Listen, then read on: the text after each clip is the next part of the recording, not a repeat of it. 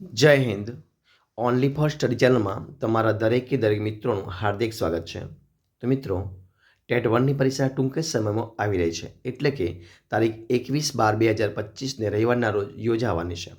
તો આપણે શૈક્ષણિક મનોવિજ્ઞાન વિશે ઘણા બધા વિડીયો જોયા છે. તો આજે આપણે ભાગ નંબર 46 વિડીયો જોઈશું. તો વિડીયો પૂરેપૂરો જોજો. શરૂઆત કરીએ આપણે વિડીયોની. પ્રશ્ન એક તમારી સમક્ષ કે વિદ્યાર્થીના વર્તનના નમૂનાનું અનાત્મલક્ષી અને પ્રમાણિત માપન કઈ કસોટીથી થઈ શકે છે?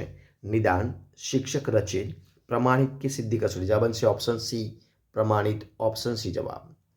નીચેનામાંથી કયું એક આદર્શ પ્રશ્નપત્રનું સોપાન નથી? અહીંયા પૂછ્યું છે, ધ્યાનથી જોજો.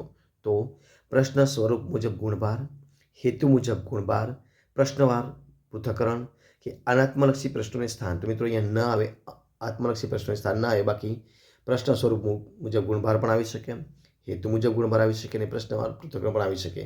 તો અહીંયા નથી પૂછ્યું છે, એટલે જવાબ બનશે અનાત્મલક્ષી પ્રશ્નોને સ્થાન. બ્લુપ્રિન્ટ ક્યારે શિક્ષકની મદદ થાય છે?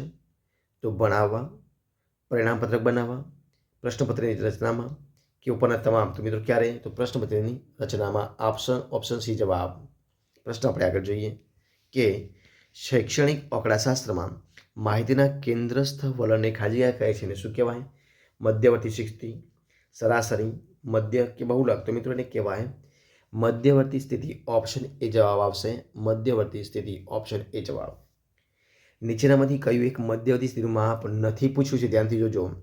મધ્યક, આવૃત્તિ વિતરણ, મધ્યસ્થ અને બહુલક? તો મિત્રો જે મધ્ય સ્થિતિનું માપ છે એ મધ્યક, મધ્યસ્થ અને બહુલક આવે, પરંતુ આપણે અહીંયા નથી પૂછ્યું છે, એટલા માટે આવશે ઓપ્શન બી, આવૃત્તિ વિતરણ.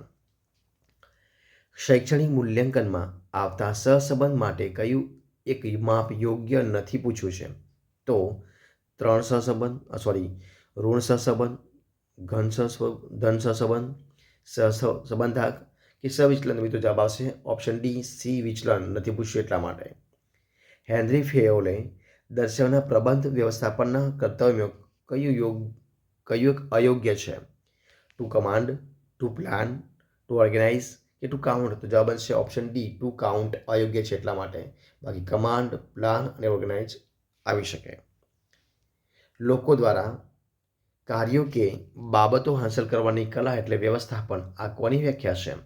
હેનરી ફેયોલે, મેરી પાર્કર ફોલેટ, લોરેન્સ એપ્લે કે પ્રોક્લસ? તો જવાબ આવશે ઓપ્શન બી, મેરી પાર્કર ફોલેટ. ઓપ્શન બી જવાબ. જે પ્રશ્ન આપણે આગળ, તો પ્રશ્ન આગળ આપ્યો છે. શું આપ્યો પ્રશ્ન? કે શાળા પ્રબંધ પ્રક્રિયાના મૂળભૂત તત્વોમાં કયું એક સમાવિષ્ટ થઈ શકે નહીં? પૂછ્યું છે. તો પ્રત્યાયન, માળખાકીય પ્રબંધ, વિદ્યાર્થી સેવા અને સરકારી સેવા એ સમાવેશ થઈ શકે નહીં. બાકીના 3 થઈ શકે. જવાબ બનશે ઓપ્શન ડી, સરકારી સેવા. શિક્ષણમાં ગુણવત્તા સુધારણાના પરિણામોમાં કયું એક અયોગ્ય છે?